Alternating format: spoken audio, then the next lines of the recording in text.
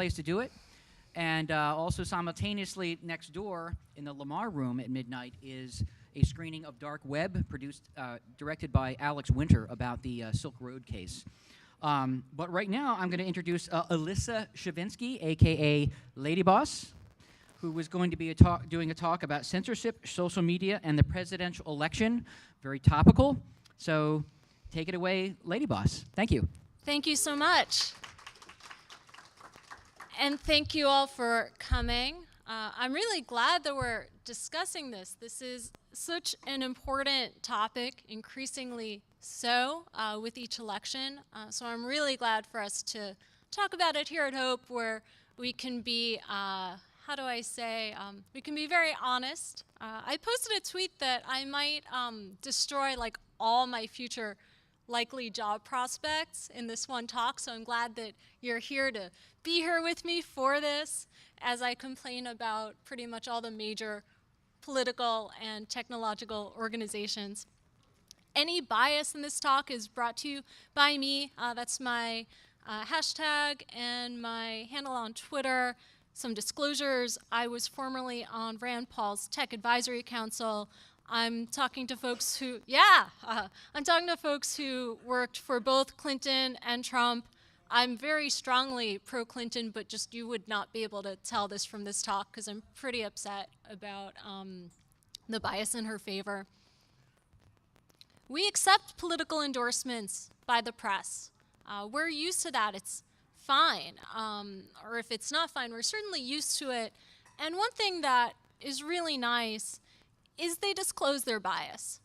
The Post officially endorses Donald Trump, they declare. And the Daily News explains why they choose Hillary Hill over Bernie.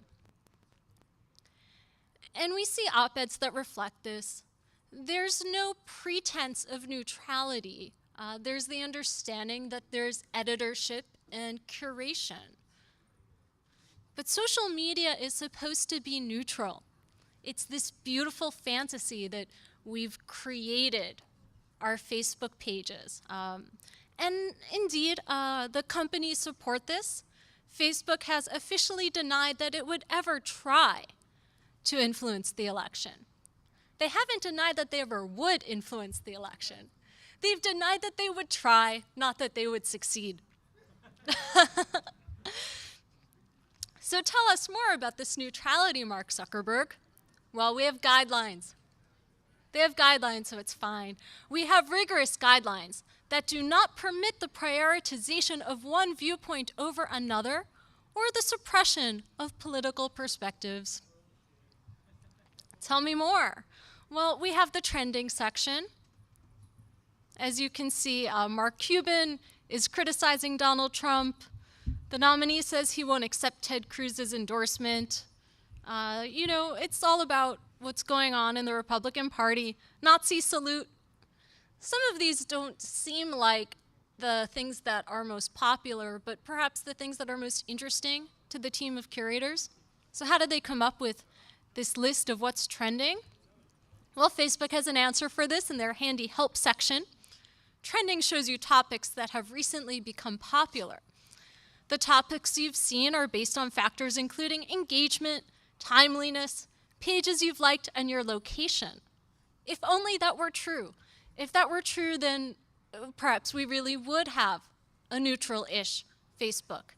Instead, what we have are manually curated trends. Can I get a show of hands of folks in this room who's kind of familiar with this story of how Facebook was suppressing conservative news or allegedly suppressing conservative news? Okay, so that's some of you, but not everyone. So to bring you all up to speed, this trending section that you see here, that's actually not algorithmic. That is curated by people like you and me who are not employees but contractors of Facebook. One or more of them complained to a news organization about their work conditions, and a subset of that complaint was that conservative news was being suppressed. That seems possible. Whether or not it's actually true, the fact does remain that this is human curated. There is inherent bias It is not what's most popular, it's what the curation team deems to be worth viewing, which of course inherently is biased. This is what their tool looks like, their review tool for deciding what goes up or down. And there's a 28-page document that's been released. It's an internal Facebook document, and it talks about all of their policies and procedures and blacklisting of this topic or that topic.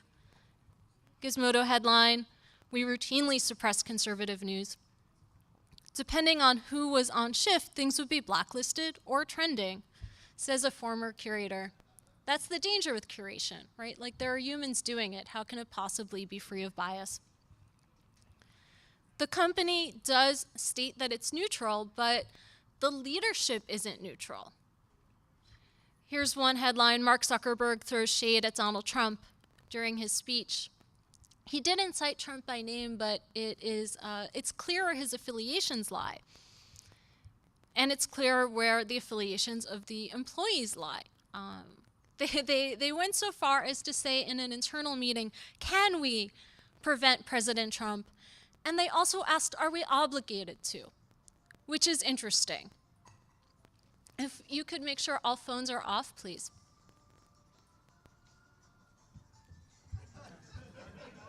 It's dark, we could have a dance party. We can do whatever we want. I have the stage. I'm biased, I'll do what I want. With your consent though, right? This is hope. It should be all of us together, one ideally. So this was very interesting to me that the Facebook employees asked not what their ethical responsibilities were as a company or as a supposedly neutral company, but they asked if they were obligated to prevent one candidate from becoming successful. And Mark Zuckerberg said, no, we are not going to officially prevent President Trump. But still, how much is the company controlling the employees, and how much are they able to influence in the ways that they feel are ethical? One thing we can say is that the company is officially neutral, and the people inside of it are all over the place. Board member Peter Thiel is now famously a delegate for Trump and spoke at the RNC. So one thing we can rely on within many of these companies is even the ones who are leaning heavily in one direction or another, it's still a mixed bag of people. It would be legal if Facebook wanted to impact the elections, the same way it's legal for the New York Times or the Washington Post. Facebook does not have an obligation to neutrality. It's a business decision that they are making, that they want to do things in this way. It is arguably part of free speech. They do need to stay within campaign finance regulations, but that is not so difficult to do. According to UCLA law professor Eugene Volokh, who told Gizmodo, Facebook has the same First Amendment rights as the New York Times. You could argue that Google does not have these rights, that Google has an obligation to provide the most accurate or highest quality search results. This law professor argues that Google does not have that obligation. You could argue either way. I think either perspective is valid. I'm not a law expert, though. As for Twitter, I don't know. Is it business? Is it bias? Or is it like just a shit show? I don't know. It's a good question. I think about this a lot, I wonder. Let's look at their curation. So this is a sample of the moments that were on Twitter today, earlier today. It includes funniest GIFs and memes to come from the RNC. Donald Trump is now the official nominee. Gayest RNC, but what does that mean? It seems like whoever curated this was looking for the most entertaining, not necessarily the most newsworthy or the most tweeted, compared to this set of moments, which is fairly dry, I think, but is supposed to be what was the top 3 tweeted moments. This came from the Twitter government account as opposed to the Moments account. They're both Twitter curated accounts, and I think they're interesting as examples of curation, which just much like Facebook, Twitter Moments is curated by people who have biases. And the lack of transparency around how all of this is done leads to questions and skepticism. Why I'm not voting for Hillary was the #1 trending hashtag, and then it wasn't. It was replaced by another hashtag, Hillary 2016. Now it's possible that one hashtag just overtook the other, but Twitter's lack of transparency leads to skepticism and questions and just a general lack of trust. And I wonder whether bans will impact the election. Twitter is banning conservatives who, in some cases, may very rightfully deserve it, but nonetheless, it could potentially impact the election if those folks are no longer tweeting.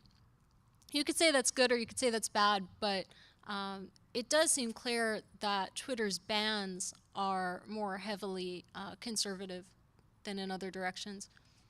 I'm not saying whether that's good or bad, but I do think it would impact the election. So let's shift gears a bit and talk about Google. Apparently it wasn't a glitch when a State Department video was cut from YouTube. This is very interesting. It's very interesting. Classified email suggests that Hillary Clinton worked with Google and YouTube to block those videos. And we do know that Google and the White House are very, very friendly. Books is here, and they're vending this book, which is an interesting read on the topic from Julian Assange, which documents his conversations with Eric Schmidt, which documents Eric Schmidt's closeness with the White House. Eric Schmidt started a startup which has the aim of helping the Clinton campaign, which actually, it's like pretty cool the way that campaigns are becoming much more technical.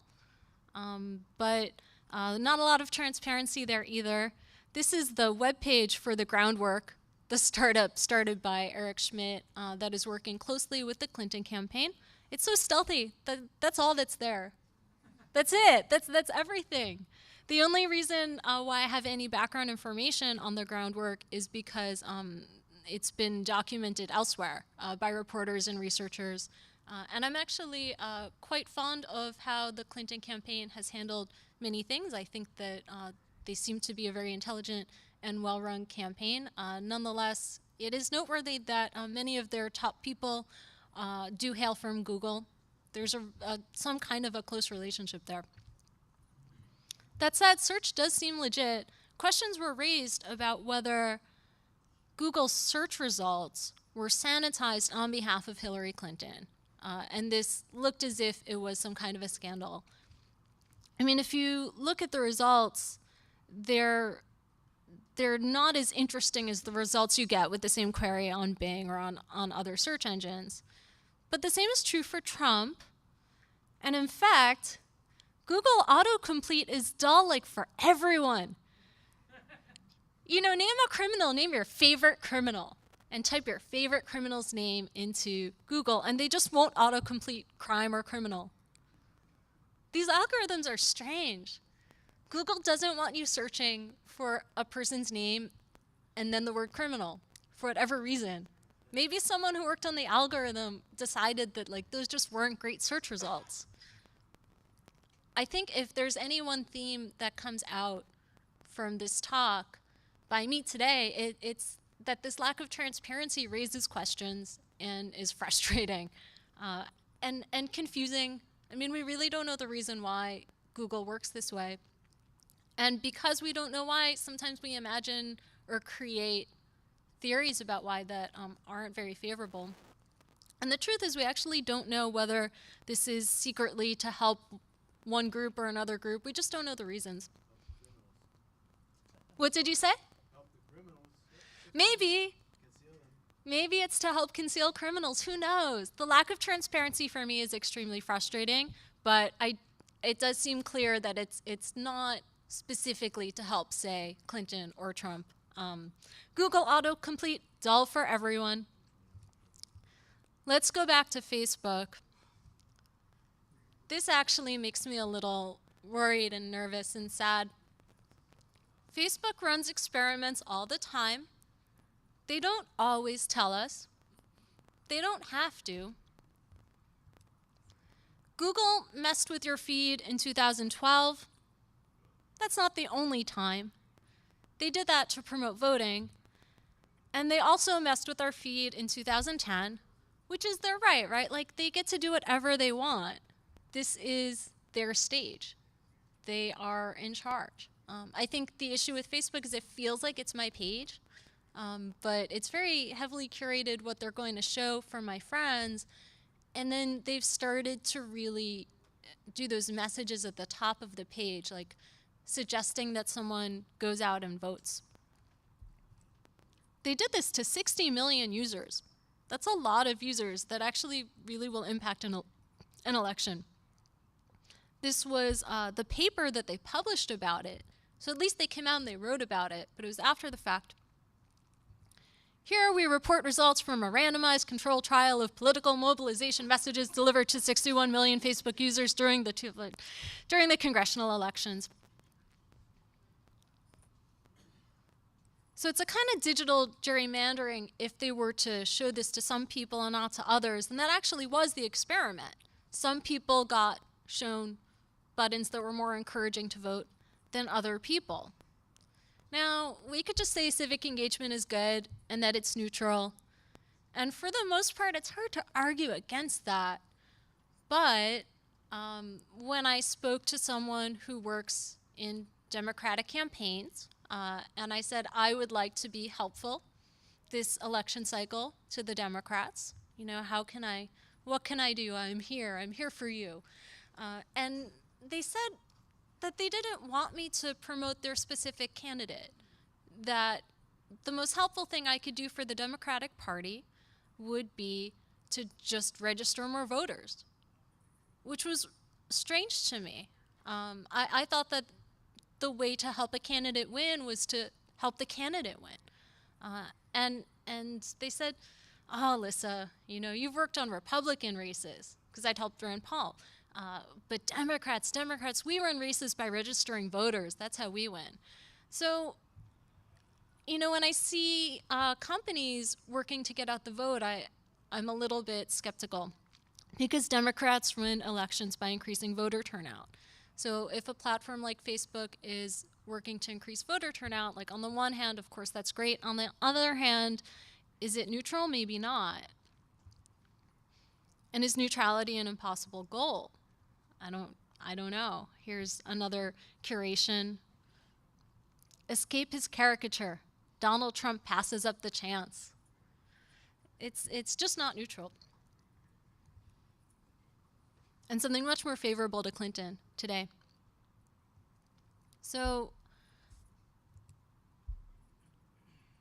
the next place I take that is this very hope-like critique, where I think the chance that we have for having actual neutrality on our platforms is if we remove these centralized curators and can actually just exchange one-on-one. The censorship is problematic because there's just no transparency. We just really don't know what's going on. Can I start opening it up for questions? Although it's very dark, so I can't see anyone. I might need some help. Could I get some help from one of the conference organizers? Thanks. All right, let's open it up for questions.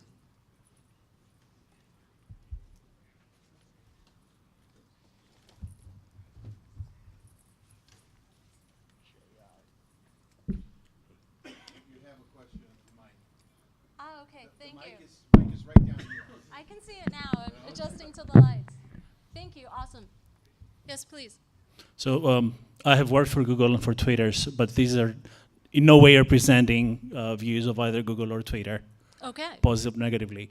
So I think you're making a couple of logical mistakes here in your analysis. One is you're ignoring the echo chamber effect. When I'm looking at Facebook pages, and what Facebook would show me, and is interesting for me, is what I have said and what my friends have said. Now, most of my friends are not hardcore Republicans who would vote for Trump. So it is natural, except this guy here. So it's natural that Facebook won't show me stuff about Trump. Now, if I were to just create a sock puppet that would listen to the Westboro Baptist Church and to Rudy Giuliani and Trump and other such things, maybe I would get a different set of results. Have you tried that experiment of creating a persona that does not fit the model you're trying to accuse or the model that you're suggesting that Facebook is promoting, and seeing what the results you get are? I think that's right. I think that it would be helpful to see it from different vantage points. Right, but I've solicited some of that. It doesn't change that the moments, for the most part, are universal. That's true for Twitter, and I believe it's true for Facebook as well, that these aren't as highly customized as we would think. Facebook doesn't show everyone the same thing. It just never, there's many things that people just don't see. That's true for your news feed. I'm curious about how true it is for what's trending at large. Can you come to the mic, please? I'm not done, but go ahead. That doesn't apply to what it applies to is each person's news feed. Right. That is different for every person. That's right. What I'm referring to here is the trending section here. Yes, the newsfeed is very customized. Well, the newsfeed would be customized for the sort of articles I would be likely to read, so I would click on them, look at the ads, and then make Facebook or Google or Twitter money. They wouldn't show, if they showed me an ad about, the starving children of Africa, I would probably not click on it and not read the article and, not get them money. So of course they won't do that. They do a very good job of customizing those. Yeah. So how can you differentiate? What is your algorithm for differentiating between a feed that is evilly curated to only show those evil people that you don't want that you're accusing of? Sorry, let me tone it down. How can you differentiate between a feed that is customized according to some guidelines from above versus a feed that happens to appear that way because of all your prior posting history? Well, we need to separate newsfeed, which is highly personalized and highly algorithmic, versus what you can see here, which is like national trending topics, which is curated by humans. This curation that you're talking about, the people who have, you mentioned that, X curator said that, and the rumor said that. How have you actually verified that this is indeed the case? I heard from my dog yesterday that Mark Zuckerberg did something. Like just because you said an X curator said that, did you whoever published that story, did they go out and actually see that this was actually an X curator? The journalistic standards that we used to hold up, the Washington Post and the New York Times 100 years ago or 50 years ago, are a lot different. And we expect when the New York Times or the Washington Post says, something happened, that the journalists have actually fact-checked. I think that's fair, that we just don't know what's going on with the curation and the trends. And I certainly don't mean to say that we know for sure that there's this slant or that slant. I think that it's compelling, the evidence that there was, the evidence that what was going on in this team that was a contract team that wasn't being given a lot of attention, that like there may have been some things happening there that weren't up to Facebook standards or up to the standards that we would want.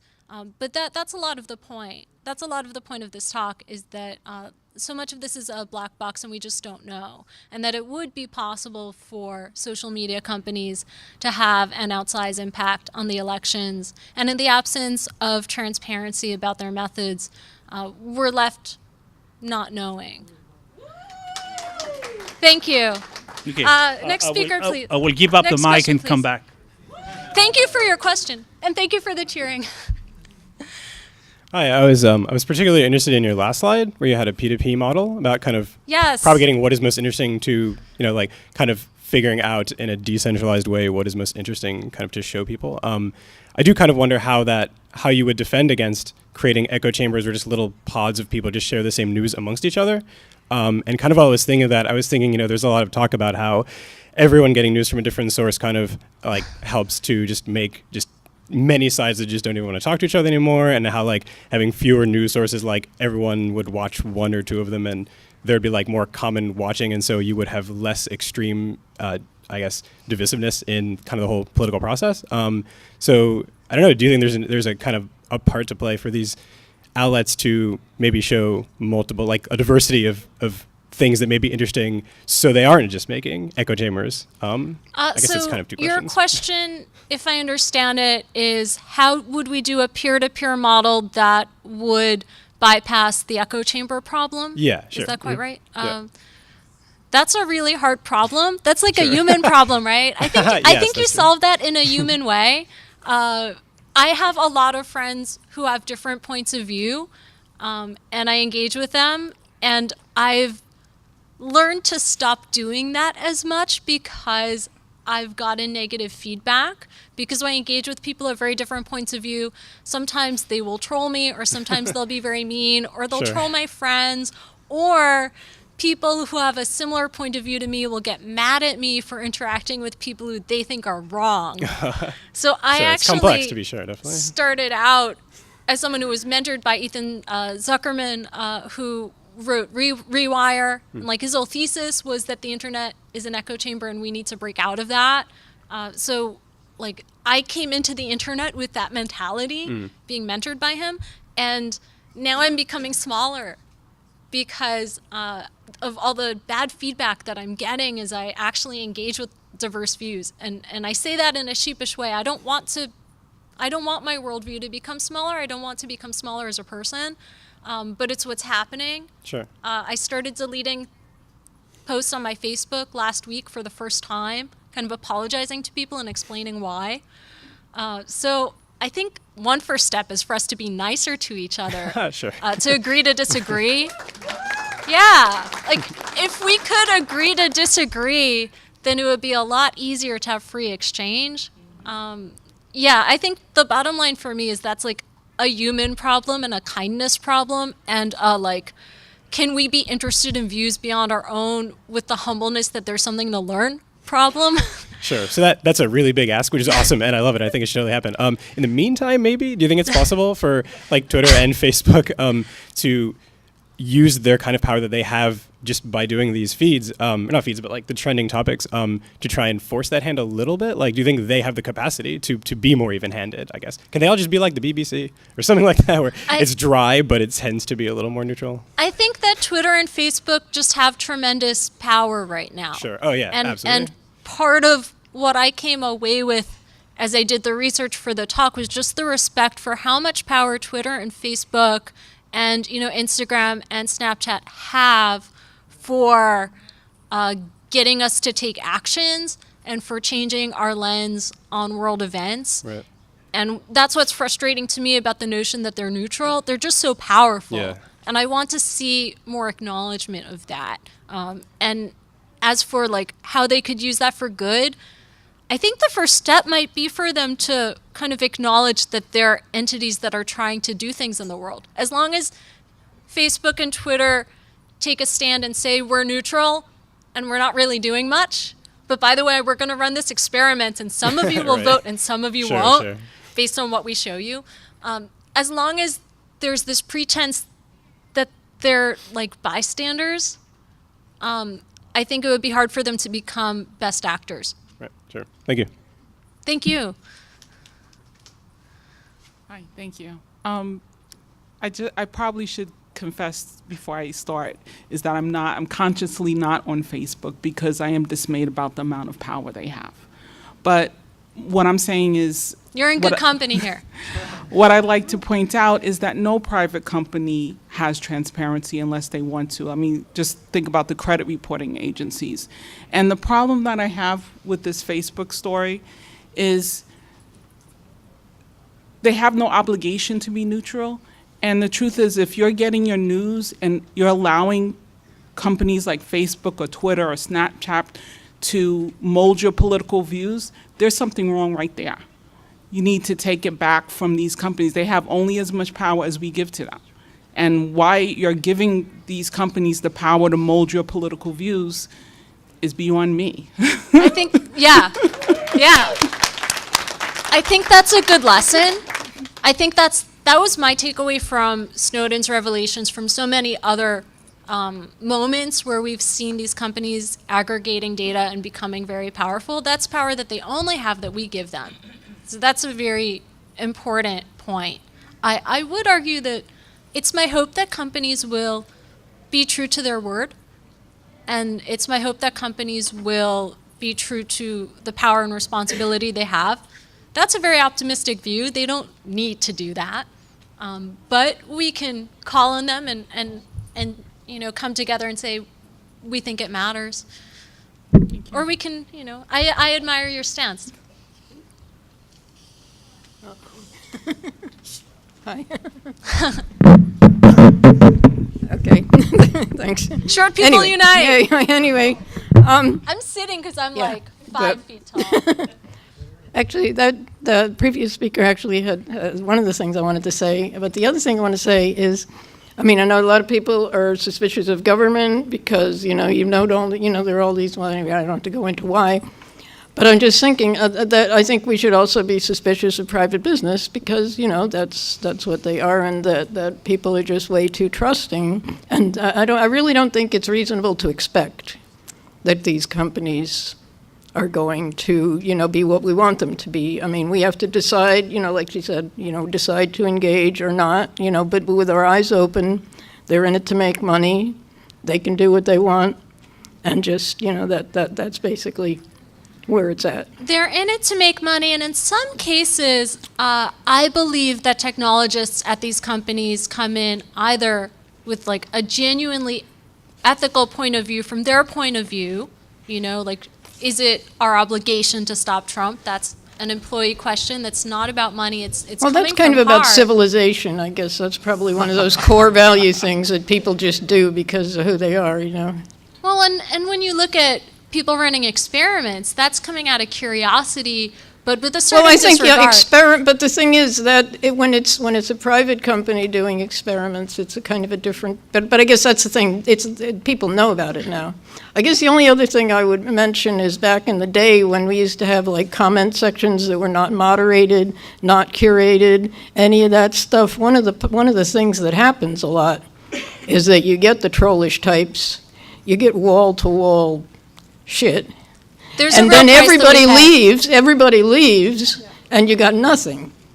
Well, So maybe we do somebody smaller somewhere. groups. It's an interesting question, Yeah. and one that I hope people will continue, of what else we could be doing. Anyway, okay.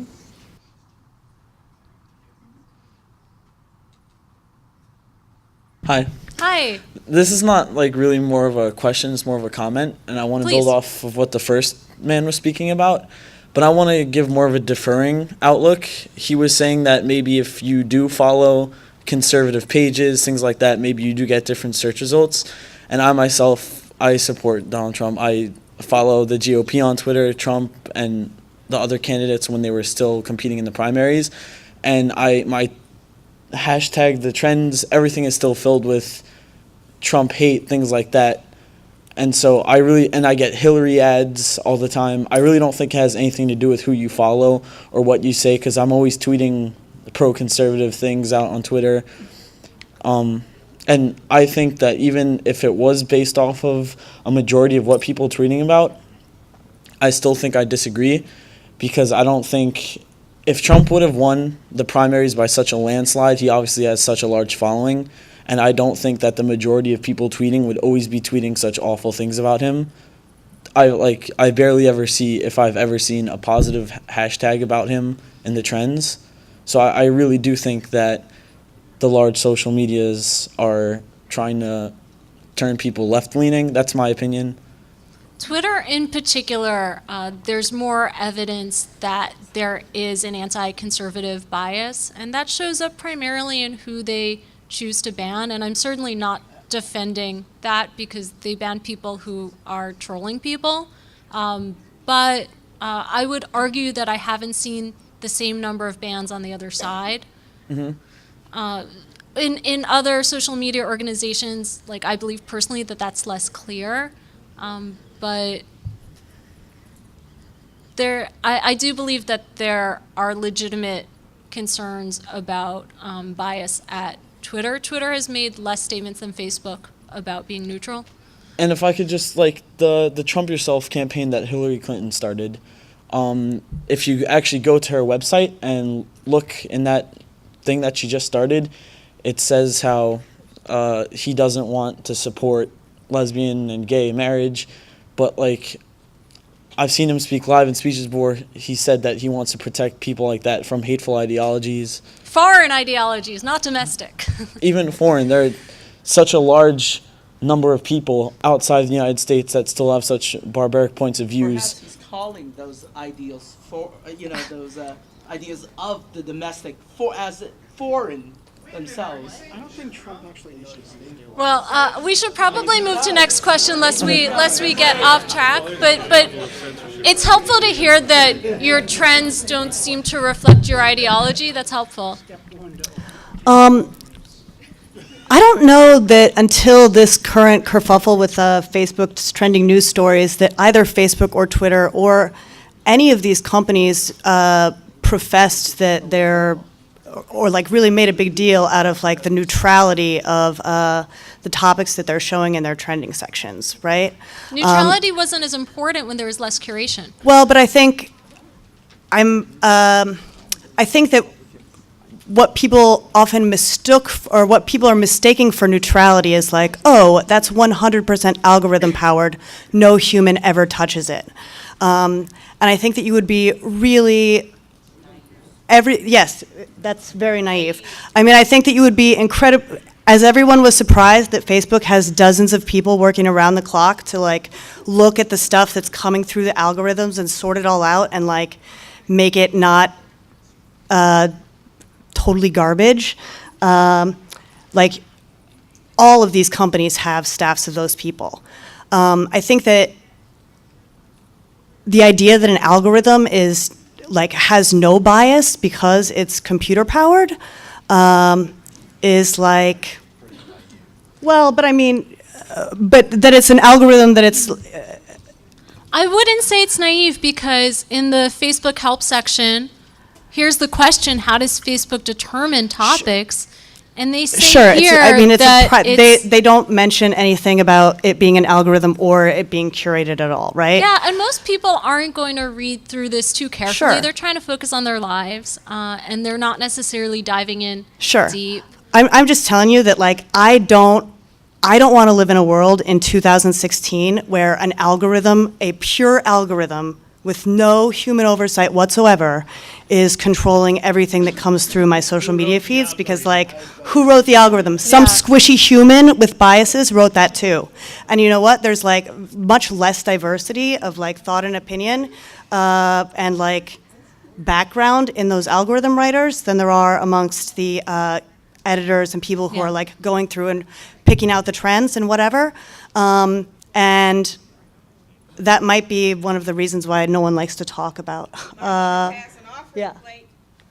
I mean, like, that might be one of the reasons that no one likes to talk about the fact that their technology is not 100% perfect and still churns up regular garbage. If you look at what is the most popular on any social network, I guarantee you it is garbage. Yeah, that's a good point. We need the curators. We do. That's a good point. Hello. First of all, Hi. before I get to my point, I want to commend you for saying that overall people should be able to have different political views without jumping on each other and getting all crazy, whether you're for Trump, Hillary, whoever. Well, thank you. Yeah. You know, I mean, that's just not fair, you know. I'm a registered and you were very patient with the first guy, by the way, too. I commend you for that.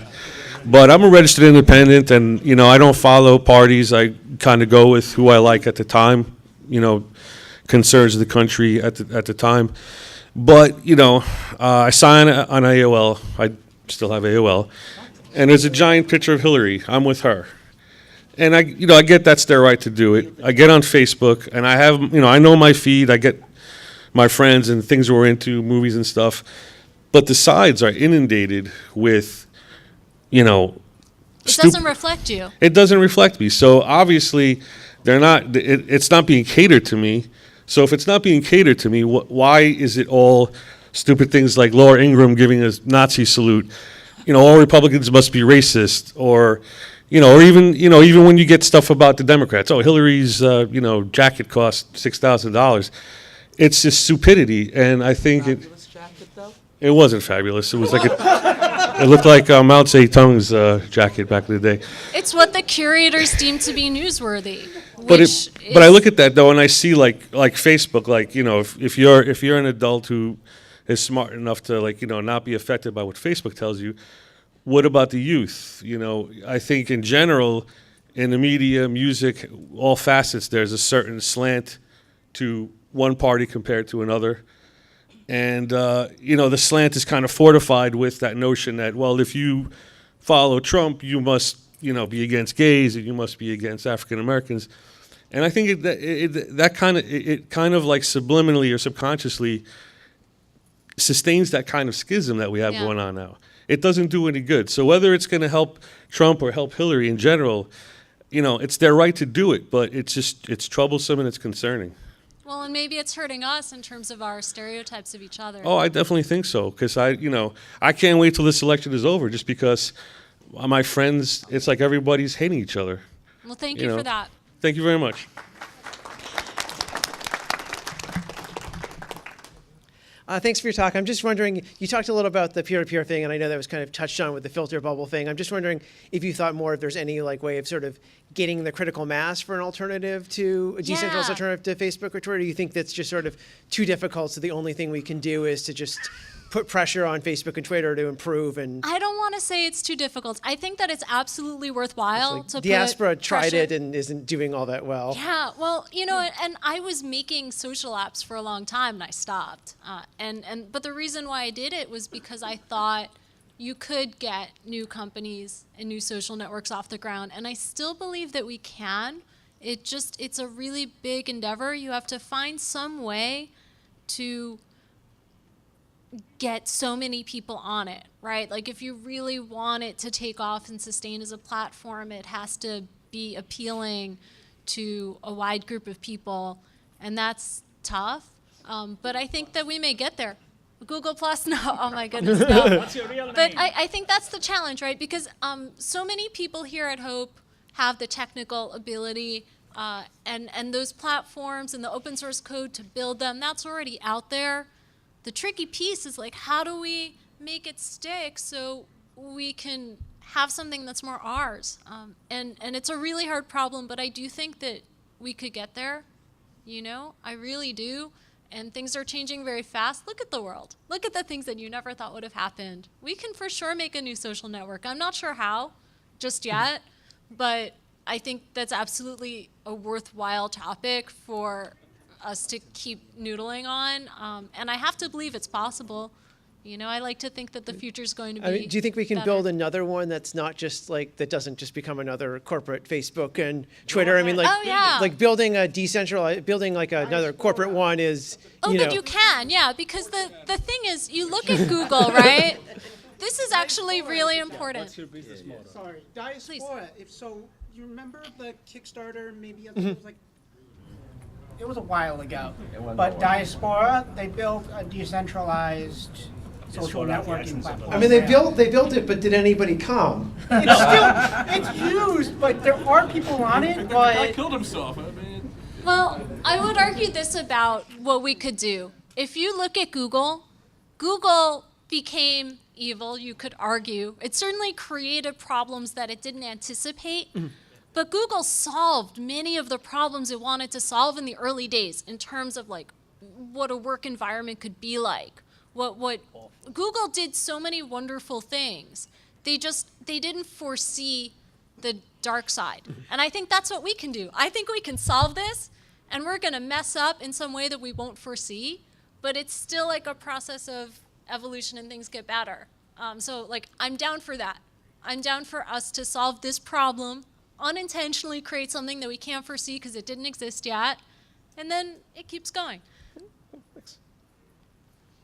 I mean, they also Please. did, like, Google does also other things that they do that's really good is Google Summer of Code, which gets college students. Yeah. And then they have Google Coding, which actually gets, They do a lot of good. it reaches out to middle school to high school students so that they can get You in. get online though out of Right. Sorry. So if you actually want to change the way Google and Facebook do their algorithms, I have a very simple solution.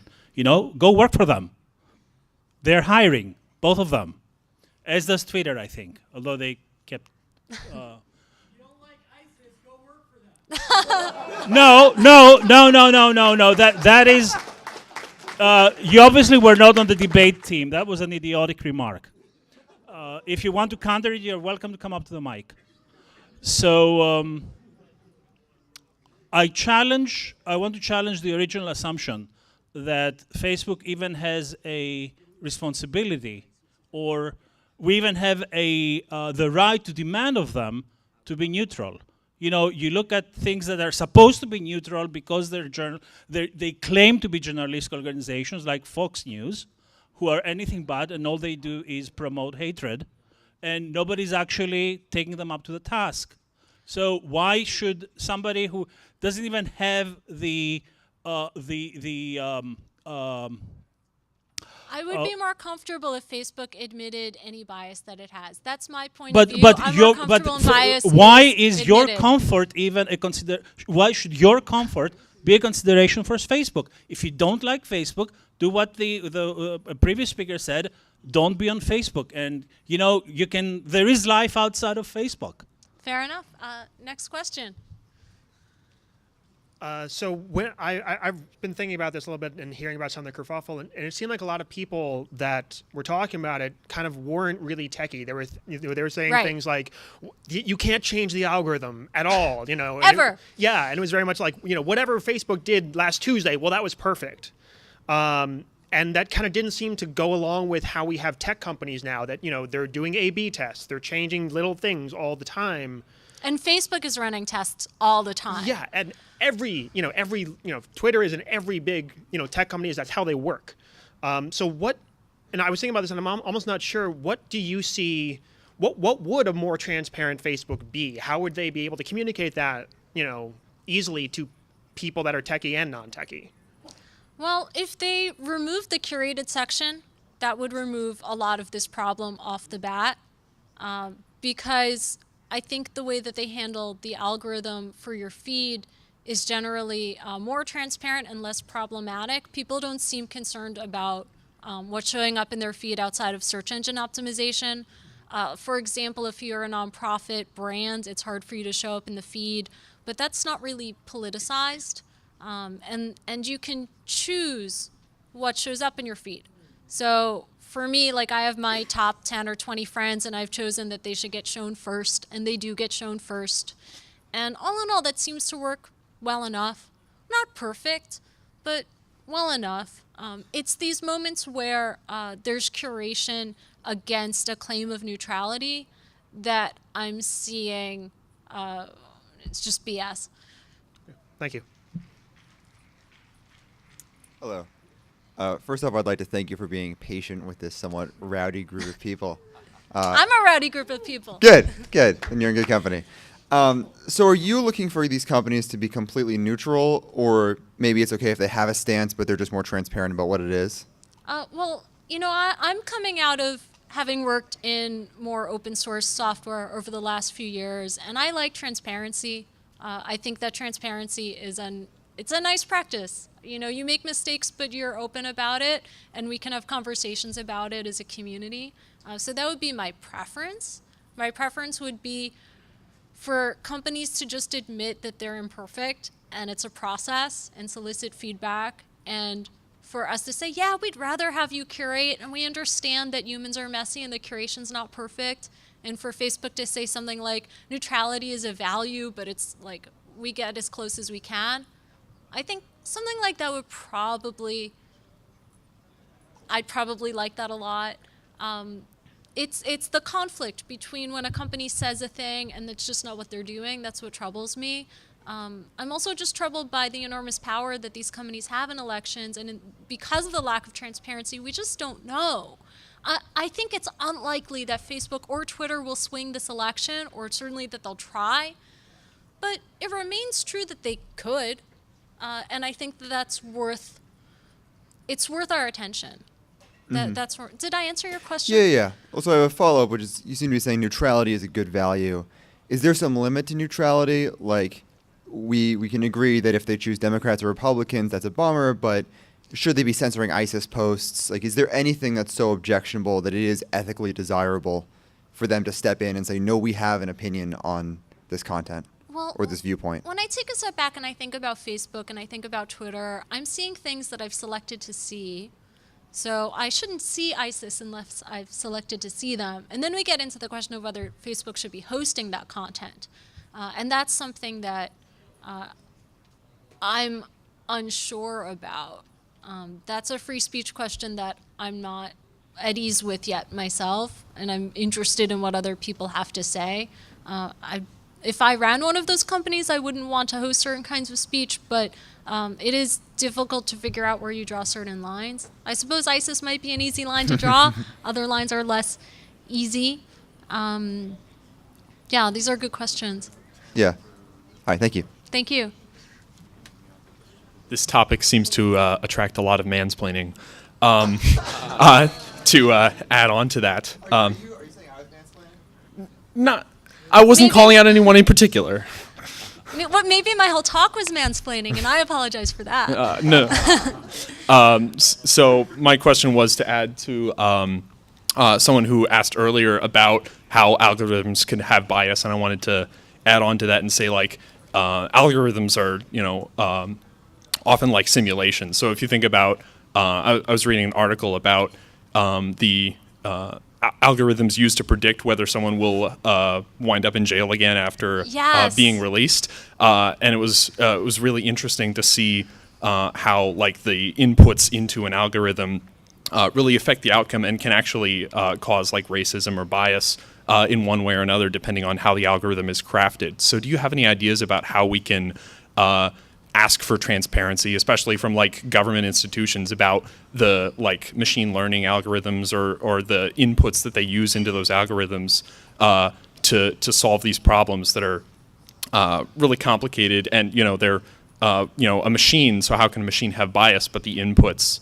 into those systems? Yeah, so as the Teeks, who I've been working with on press stuff, is giving a talk tomorrow that deals with how they made changes in Oakland around anti-surveillance. Oh, hi. Yeah, so Sunday. My apologies, not tomorrow, Sunday. So I recommend going and seeing that talk to see how citizens can impact that sort of thing. What I've seen specifically in open source and transparency is the election of certain candidates who promote those values, and that's starting to happen. Ben Kalos in Manhattan is one example.